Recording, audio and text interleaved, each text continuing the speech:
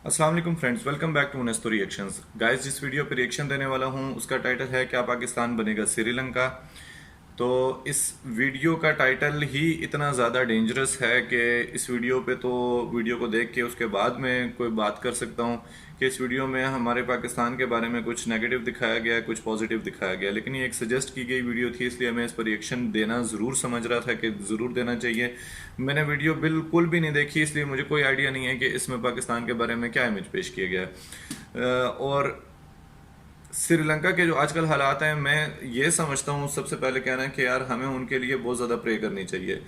ये हालात किसी पर भी आ सकते हैं, हम उनके नेबर्स हैं, तो मुझे खुद से इतना ज़्यादा फील होता है कि यार वहाँ पे लोग अभी जिस तरीके से ज़िंदगी गुजारे हैं, जो एक डर, जो जिनके बच्चे होते हैं, जिनके फैमिलीज रह रही होती हैं, उनको इस चीज़ का बखूबी अंदाज़ा होता है कि यार अगर आपका मुल्क डिफ़ॉल्ट कर गया है, अगर आपके पास, आपके मुल्क के पास चीज़ें इंपोर्ट करने के लिए भी पैसे नहीं हैं, और आपकी जो रोज़मर्रा की खाने की चीज़ें हैं वो भी आसमान पर पहुंच चुकी हैं उनकी कीमतें, और वो भी आप धक्के खा रहे हैं उनको लेने के लिए, और कोई लॉ नहीं है, कुछ भी नहीं है। बस जिस तरह की उधर फुटेजेस आती हैं, कुछ आती हैं, वो बहुत ज़्यादा दुखी होती हैं, वो बहुत ज़्यादा ऐसी होती हैं कि मेरा तो मुझे ऐसा फील होता है कि यार ये पाकिस्तान में कभी भी, किसी भी कंट्री में ना हो, बल्कि श्रीलंका की भी अल्लाह करे हालात बेहतर हो जाएं। तो बहरहाल किसी ने सजेस्ट की थी वीडियो कि क्या पाकिस्तान बनेगा श्रीलंका, इस पर रिएक्शन दें, तो प्लीज़ इस वीडियो को देख के उसके बाद ही बात करेंगे। अगर आपने चैनल को सब्सक्राइब नहीं किया तो प्लीज़ सब्सक्राइब कर दें, बेल आइकन के बटन को ज़रूर प्रेस कीजिएगा।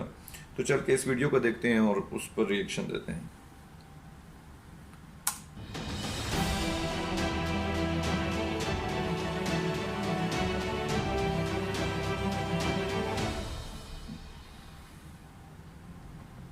नमस्कार दोस्तों, डिफेंस डिटेक्टिव के एक और एपिसोड में आप सभी का स्वागत है। मैं हूं आलोक। तो आज के इस एपिसोड में मैं बात करने वाला हूं कि क्या पाकिस्तान की हालत भी श्रीलंका जैसी होने वाली है। मीशत इम्पोर्टेंट है इसलिए डॉक्टर क्योंकि शाहिद श्रीलंका में मसूद। मुल्क टोटल केओस में वजीर आजम के जाने से मीशत कैसे ठीक होगी किसी को नहीं पता। एक मुल्क जो है वो आपके सामने नज़र आ रहा है माशी तौर पे बिल्कुल अदम इस्तेकाम, एक तबाह होता हुआ मुल्क नज़र आ रहा है। अल्लाह ना करे कि मीशत उनकी तबाही की तरफ है। मैं ऐसा इसलिए कह रहा हूं क्योंकि पाकिस्तान के स्टॉक एक्सचेंज ने देश की बदतर होती इकोनॉमी के संकेत देने शुरू कर दिए हैं। आज 200 बिल्कुल ऐसा है, इससे मैं इनकार नहीं करता। 28 अरब रुपया डूब गया। 228 अरब रुपया स्टॉक मार्केट में डूब गया, यानी इसका मतलब है 2 खरब 28 अरब 57 करोड़ 19 लाख, अगर एक्यूरेट लें आप, ये डूब गए। क्योंकि सऊदी अरब से पाकिस्तान के प्रधानमंत्री शहबाज शरीफ को खाली झोली लेकर वापस आना पड़ा है। तासुर दिया गया कि सऊदी अरब ने 8 अरब डॉलर दे दिए हैं, जबकि मिफ्ता इस्माइल ने बताया कि सऊदी अरब ने 3 अरब डॉलर वापस मांग लिए हैं।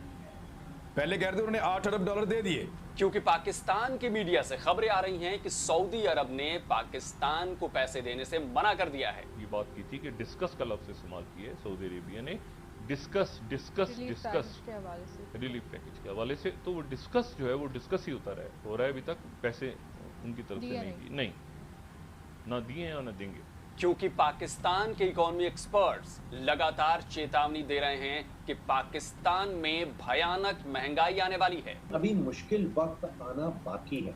जैसे आप महंगाई का जिक्र कर रहे थे, महंगाई मजीद बढ़ेगी। अच्छा, क्योंकि पाकिस्तान के आयरन ब्रदर चीन ने पाकिस्तान के साथ ही डबल गेम खेल दिया है। मतलब ये अलग रखे ना सिलसिला पैसों वैसों का, तो फिर उसके बाद पाक चीन दोस्ती जिंदाबाद। उनकी तरफ से ये कंडीशन आ गई है, IMF की तरफ से यहाँ से कंडीशन आ गई है कि जी आप या तो एक्सटेंड कर दें और इसी के बदले में हम तिजारत करते हैं। चाइना चुका भी था। यानी कुल मिलाकर पाकिस्तान की हालत बद से बदतर हो चुकी है, और संकेत ऐसे मिल रहे हैं पाकिस्तान के भीतर से कि हालात और ज्यादा खराब होने वाले हैं, बड़ी मुसीबत आने वाली है। तो ऐसे में इसीलिए ये सवाल निकलकर सामने आया है कि क्या जैसी हालत अभी कुछ दिनों पहले श्रीलंका में हुई और जैसी हालत वहां पे चल रही है, क्या ऐसे ही हालात पाकिस्तान में भी बन सकते हैं।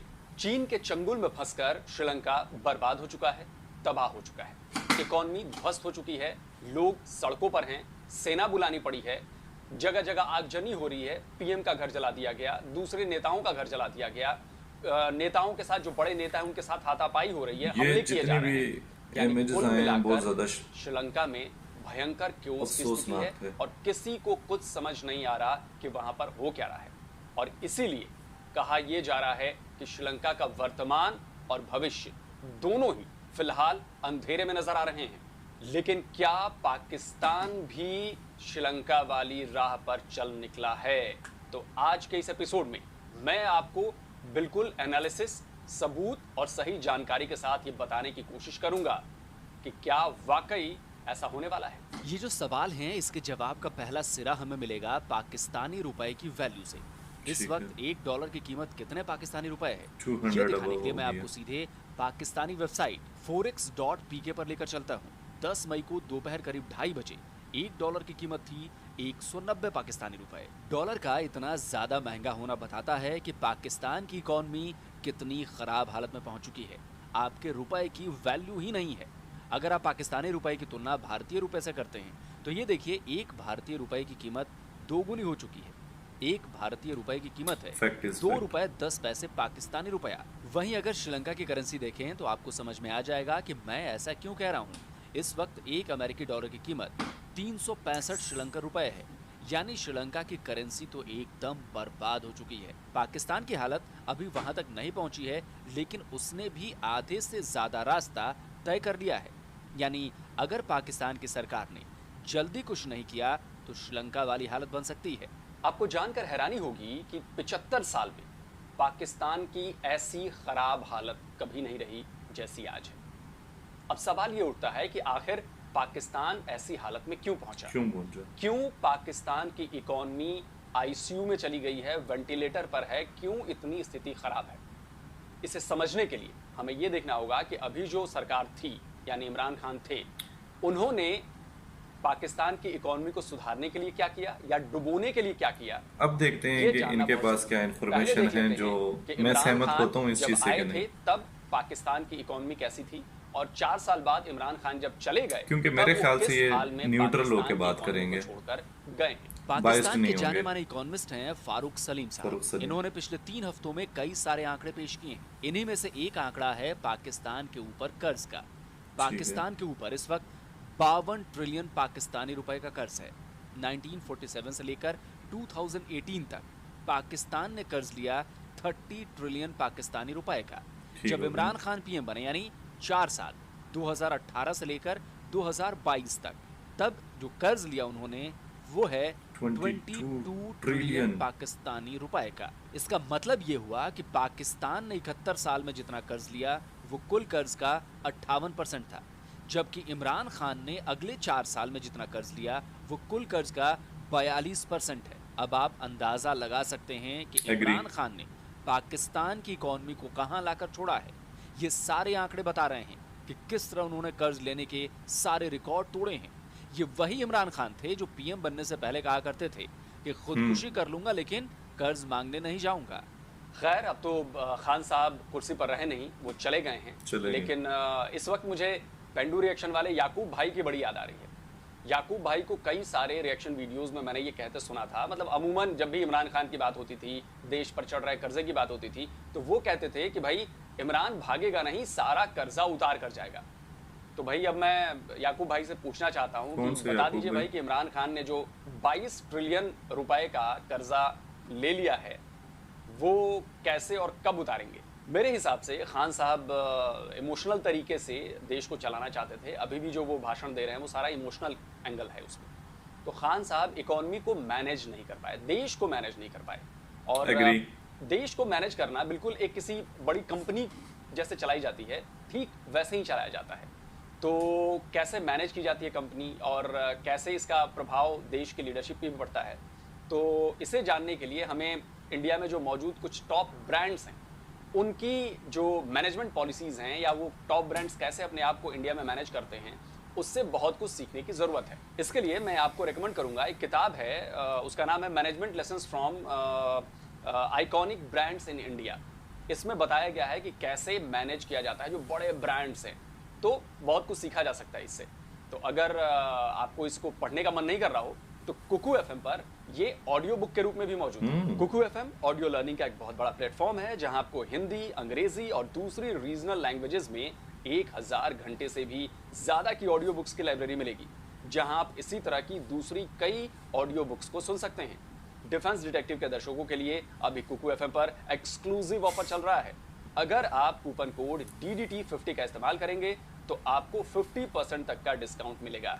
यानी सही। कुकू एफएम की सारी लाइब्रेरी की जो कॉस्ट है 399 रुपीज पर ईयर की, वो आपको सिर्फ 199 रुपीज में साल भर के लिए मिल जाएगी। ये ऑफर पहले 250 यूजर्स के लिए वैलिड है। इसका लिंक आपको नीचे कमेंट और डिस्क्रिप्शन बॉक्स में मिल जाएगा। वापस आते हैं आज के अपने टॉपिक पर, यानी पाकिस्तान में बदहाल हो चुकी अर्थव्यवस्था पर। अच्छा, पाकिस्तान की जो मौजूदा हालात दिख रहे हैं, उसके लिए सिर्फ इमरान खान का कर्ज लेना ही जिम्मेदार नहीं है। इसके लिए इमरान खान के वो गलत फैसले भी हैं जिनकी वजह से आज पाकिस्तान की आवाम को भारी महंगाई से दो चार होना पड़ रहा है। पाकिस्तानी इकोनॉमिस्ट फारूक सलीम ने इसे लेकर भी एक डेटा शेयर किया है, जिसमें उन्होंने साल 2018 और साल 2022 के बीच कंज्यूमर प्राइसेस, सेंसिटिव प्राइसेस और होलसेल प्राइसेस की तुलना की है। और ये डेटा उनका अपना नहीं है बल्कि PBS का है। इसके मुताबिक साल 2018 में कंज्यूमर प्राइसेस जहां 5.8% अप थे, वहीं साल 2022 में ये 13.4% अप हैं। सेंसिटिव प्राइसेस साल 2018 में जहां 3.3% पर था, वहीं साल 2022 में 14.2% अप है।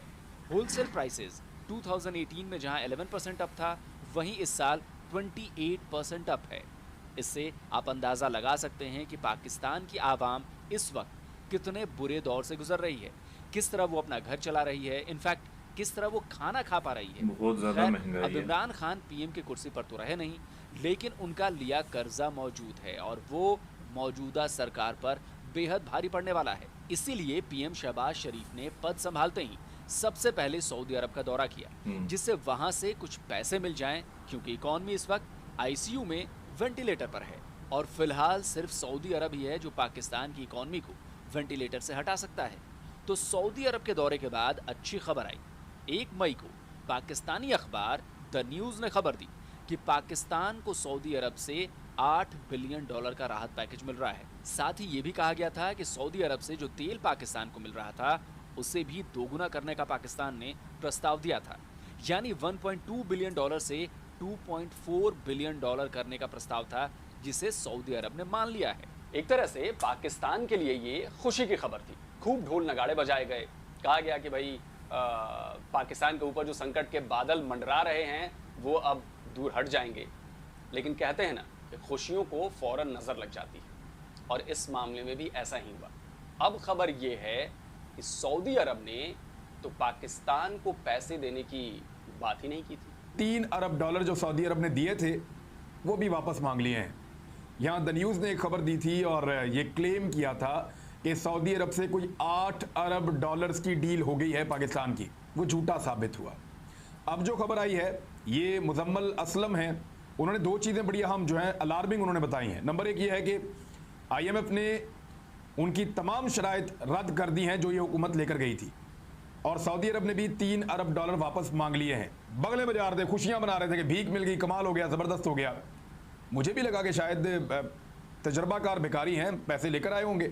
जर्नलिस्ट इमरान खान रियाज जिनका नाम ले रहे थे, वो मुजम्मिल असलम है। फिलहाल इमरान खान की पार्टी PTI के प्रवक्ता हैं, इकोनॉमी और फाइनेंस की अच्छी खासी जानकारी रखते हैं। इन्होंने ही दावा किया है कि ना तो IMF $2 बिलियन का एक्स्ट्रा लोन देने वाला है, ना ही सऊदी अरब से पाकिस्तान को कुछ मिला है। असलम साहब का कहना है कि खुद PM शहबाज शरीफ ने कहा है कि सऊदी अरब से कुछ नहीं मिला है। इसीलिए असलम साहब ने पूछा है कि क्यों फेक न्यूज़ दी जा रही है। साथ में उन्होंने एक वीडियो क्लिप भी शेयर की है जिसमें इशाक डार का जिक्र किया गया है। इशाक डार पाकिस्तान के फॉर्मर फाइनेंस मिनिस्टर रह चुके हैं और PMLN के नेता हैं। उन्होंने IMF की डील पर क्या कहा है आपको सुनवा देता हूँ। बात करनी पड़ेगी IMF के साथ, अपना आवाम के इंटरेस्ट में बात करें।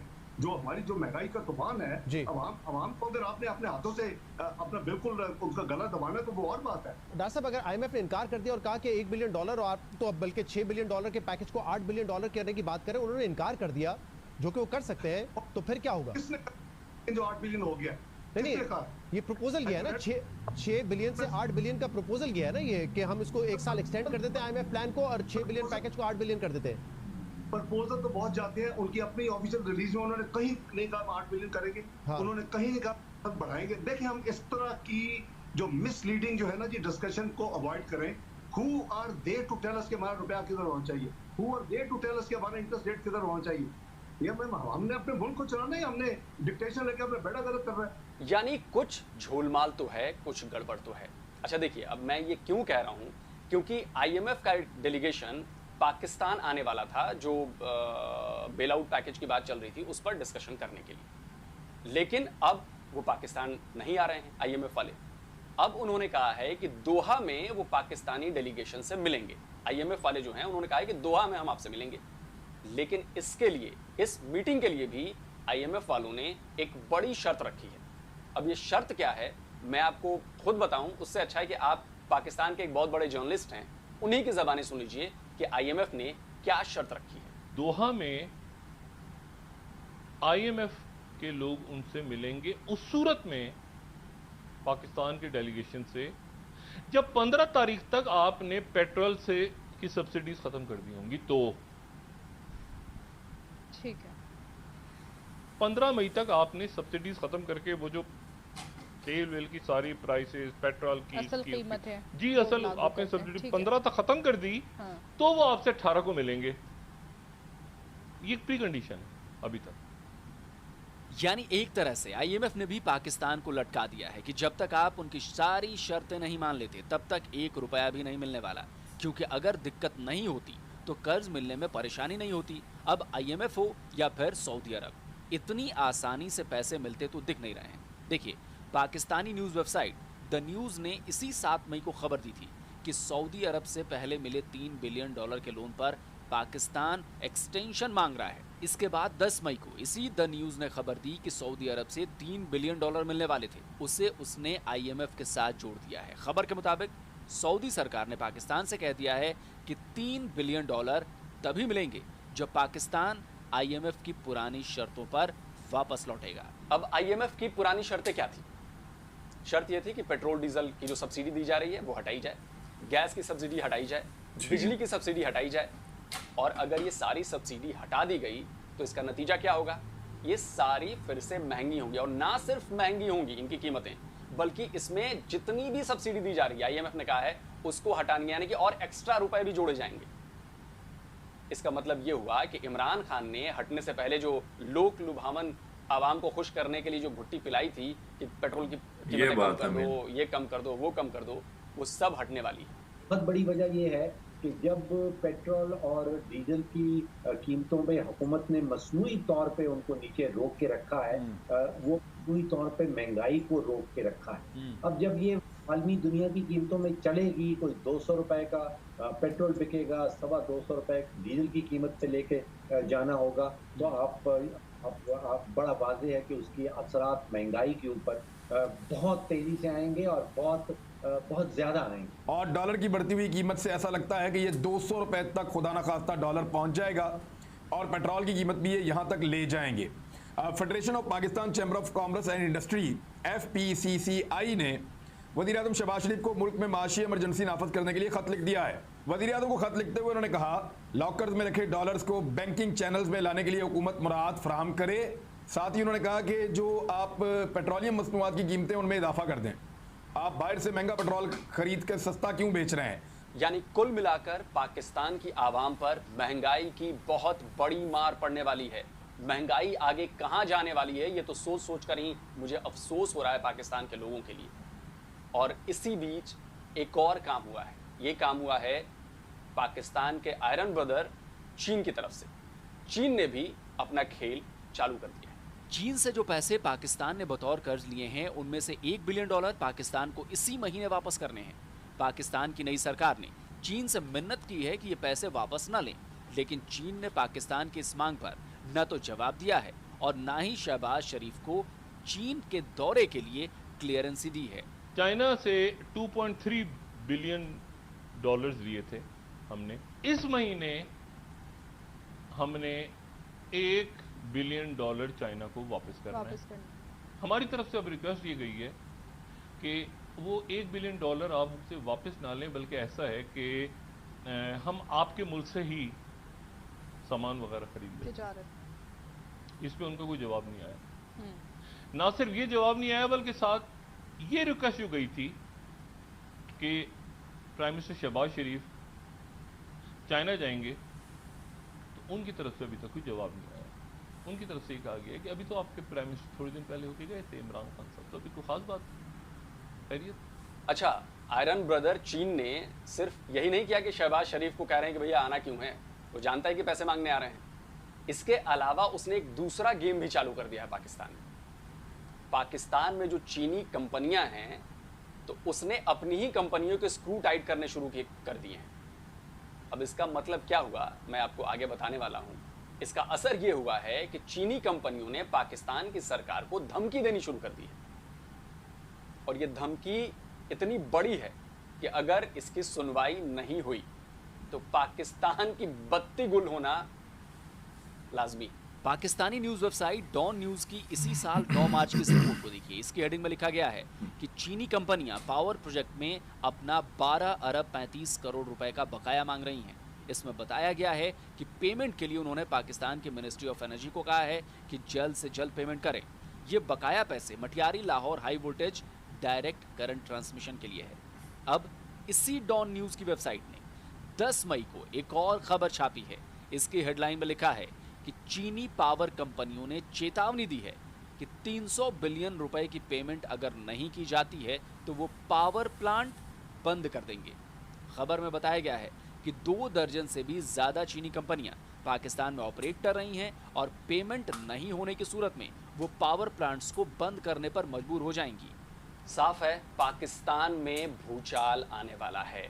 ना तो IMF उसकी बात सुन रहा है, ना सऊदी अरब से उसे पैसे मिल रहे हैं, और ना ही चीन ही उसकी मदद करने को तैयार है। अब इस 3 तरफा मुसीबत में घिरे हुए पाकिस्तान को क्या महसूस हो रहा है, आगे उसके साथ क्या हो सकता है, इसके लिए मैंने भारत के एक इकोनॉमी एक्सपर्ट हैं, उनसे मैंने बातचीत की और उनसे जानना चाहा कि पाकिस्तान में क्या हो सकता है। सतिंदर जीत सिंह साउथ एशिया की इकोनॉमी पर बेहद गहरी नजर रखते हैं। IIM अहमदाबाद से इन्होंने advanced business administration and management की पढ़ाई की हुई है। आप सब तो जानते ही हैं कि IIM अहमदाबाद का नाम भारत के टॉप मैनेजमेंट इंस्टीट्यूट में शुमार किया जाता है। मैंने उनसे जानना चाहा कि जिस तरह पाकिस्तानी रुपया डॉलर के आगे फ्री फॉल हो रहा है, क्या इससे पाकिस्तान में श्रीलंका वाले हालात बन सकते हैं क्या? इन द करंट सिनेरियोज जब एक्सपोर्ट्स कम हैं, जैसा कि पाकिस्तान के केस में है, और इंपोर्ट्स बहुत ज़्यादा हैं और वो टाइम के साथ बढ़ेंगे, तो उससे क्या होगा कि जो पाकिस्तानी रुपीस है वो और नीचे गिरेगा, वो और डीवैल्यू होगा।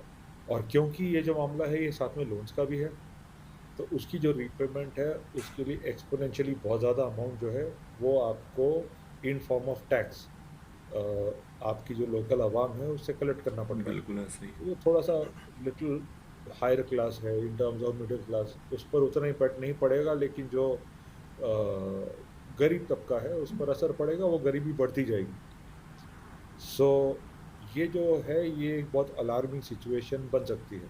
अगर आप सब्सिडी नहीं दे रहे और आपको टैक्स बढ़ाने पड़ रहे हैं, इन्फ्लेशन हो रहा है, तो उससे जो गवर्नमेंट है उसको एक तरह से लॉस है, क्योंकि पब्लिक का जो फेथ है वो गुस्सा। ऊपर से हट जाएगा।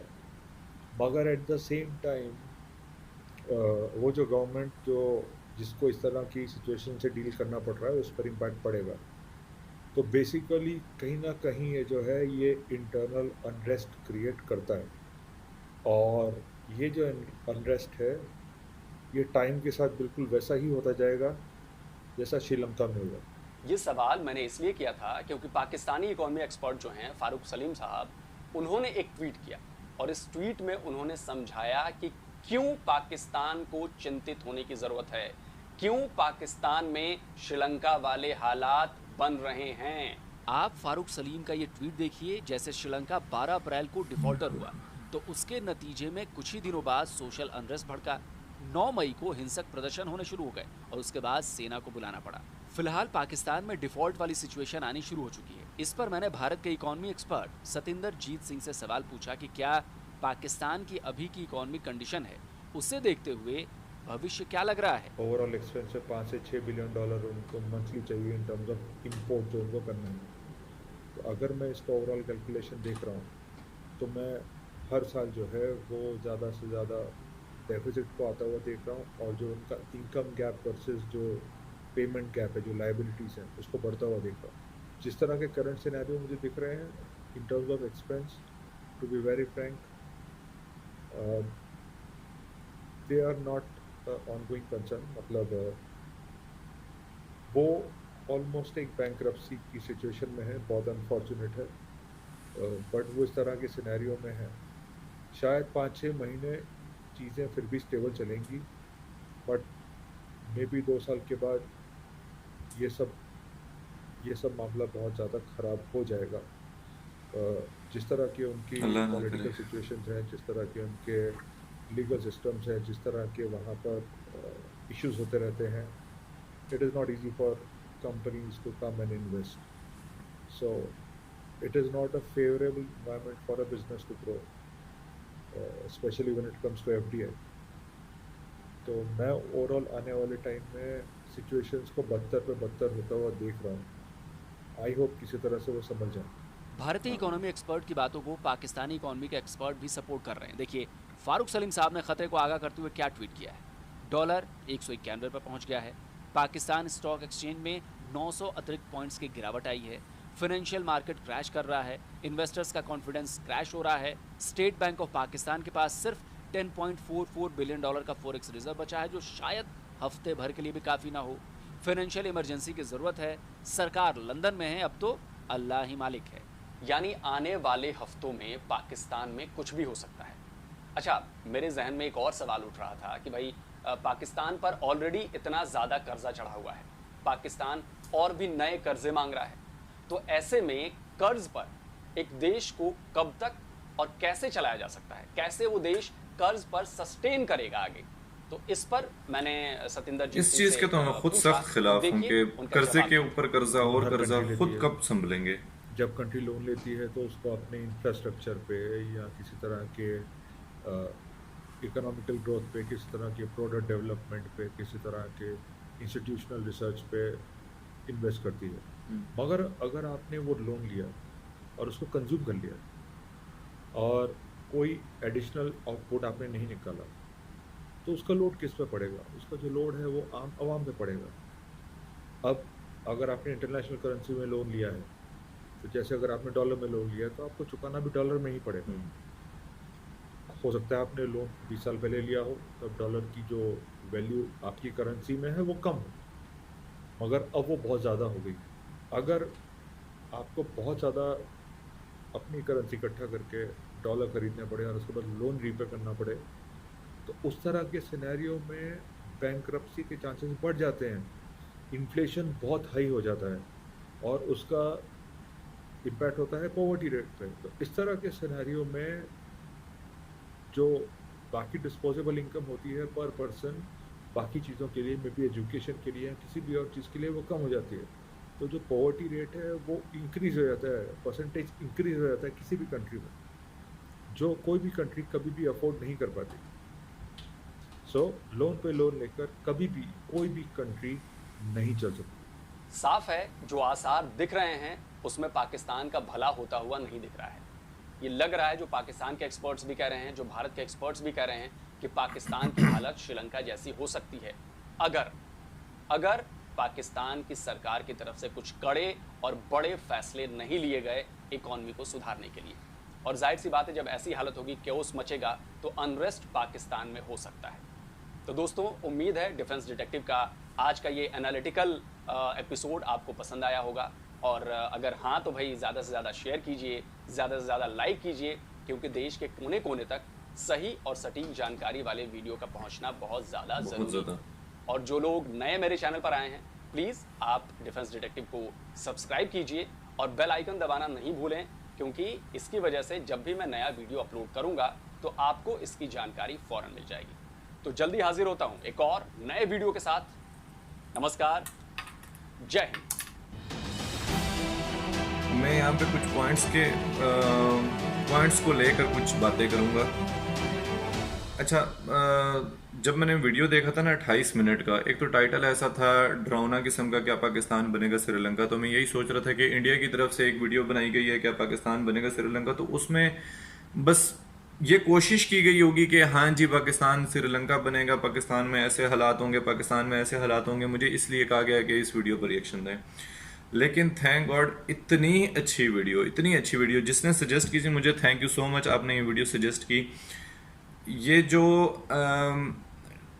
डीडी चैनल का नाम है, इन्होंने जो ये वीडियो बनाई है बहुत ही अच्छी इन्फॉर्मेशन इकट्ठी की है। मैंने 28 मिनट की वीडियो देखी तो मैंने कहा कि 28 मिनट इस पर बैठना होगा, मैंने अभी तक कोई इतनी बड़ी वीडियो पे रिएक्शन नहीं दिया, तो ये इंतहाई मेरे लिए बोरिंग होगा। लेकिन यकीन करें जब अभी इसने बोला है कि यार ये वीडियो मतलब इख्तिताम करने लगा है, तो मुझे ऐसा लगा कि 27 मिनट गुजर भी गए, 28 मिनट गुजर भी गए।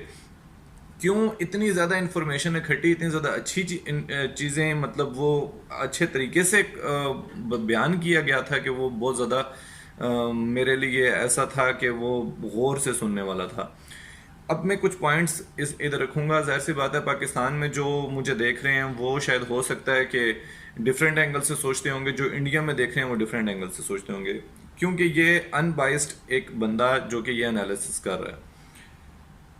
पाकिस्तान में सबसे बड़ा मसला जो मुझे लगता है वो भी यही लगता है जो इन्होंने बताया कि कर्ज लिया है, उसको अपनी पॉलिटिकल वैल्यू को बढ़ाने के लिए, अपने वोटर को बढ़ाने के लिए वो इस तरह का फैसला करना कि जैसे एक्स पीएम इमरान खान ने किया कि जाते हुए जब उनको पता लगा कि हमारी हुकूमत जा रही है, हमारी गवर्नमेंट जा रही है, तो उन्होंने कंट्री को लॉस हो रहा है उस चीज़ का कि वो सब्सिडी दे दी पेट्रोल पे, डीजल पे, बिजली पे, ताकि मेरा वोटर मेरे साथ खड़ा रहे।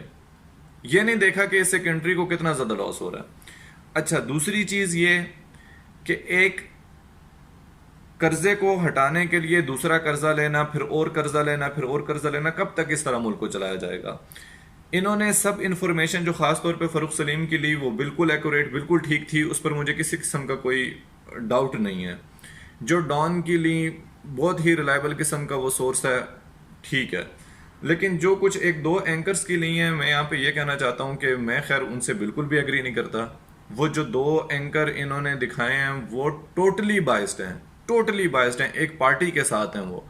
तो उनकी किसी भी चीज़, वो हमेशा वो अगर मतलब कि उनकी मर्जी की हुकूमत नहीं होना तो वो पूरा यही दिखाते हैं कि पाकिस्तान तबाह हो गया, पाकिस्तान बर्बाद हो गया, ये ऐसे हो गई, ऐसे हो गई, ऐसे हो गया, अनटिल के हमारी मर्जी की गवर्नमेंट ना आ जाए।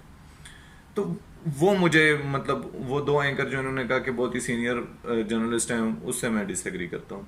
उनकी किसी बात को भी मैं ठीक नहीं समझता, वो बस प्रोपेगेंडा जर्नलिस्ट हैं।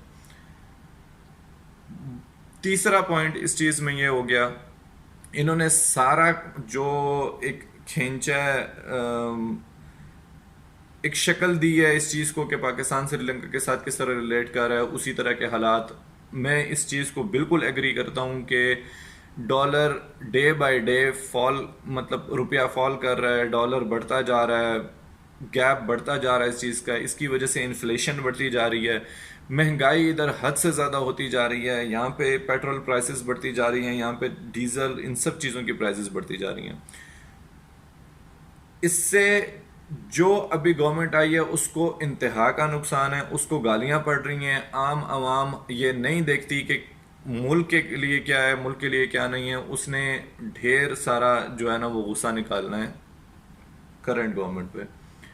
चौथा पॉइंट मेरा ये है कि इसमें जो इन्होंने सबसे आखिर में बात की कि इससे कैसे बचा जा सकता है, वो सिर्फ ऐसे बचा जा सकता है अगर किसी को भी इस चीज़ का थोड़ा बहुत भी नॉलेज होगा तो वो ये चीज़ समझेगा कि आप, अगर आपका मुल्क कर्जे पर चल रहा है, अगर आपने मांग कर एक चीज़ करनी है और उसके बाद आप अपनी जो टैक्स है और जो प्राइसेस हैं पेट्रोल की, डीजल की, इनको आलमी सतह पर जो प्राइसेस हैं उनके साथ आप, मतलब जाहिर सी बात है आप बाहर से ले रहे हो पेट्रोल, आप पाकिस्तान का तो खुद से नहीं यहाँ से निकल रहा, तो वो उस पर एक्स्ट्रा सब्सिडी देनी।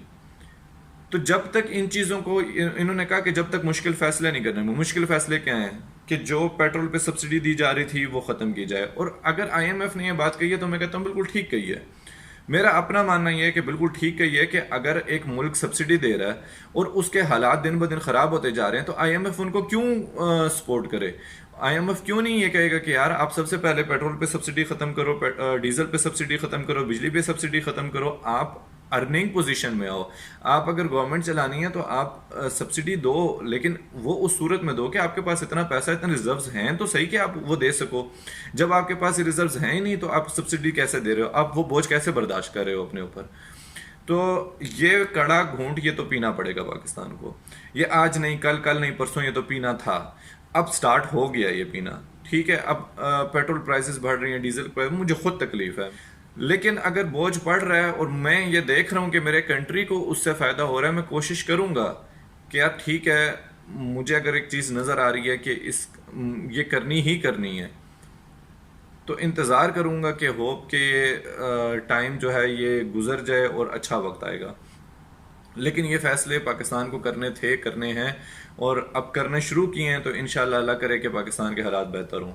तो और वो जो एक्सपर्ट थे उन्होंने बहुत ही मतलब ये सोच के वो नहीं दिया अपना एनालिसिस कि यार मैं पाकिस्तान के बारे में एनालिसिस दे रहा हूँ तो मैं बहुत ही अच्छा किस्म का एनालिसिस दिया। उन्होंने बताया एक चीज़ को कि यार ये ऐसे है, ये ऐसे मैं देख रहा हूँ और ये ऐसे ठीक हो सकता है।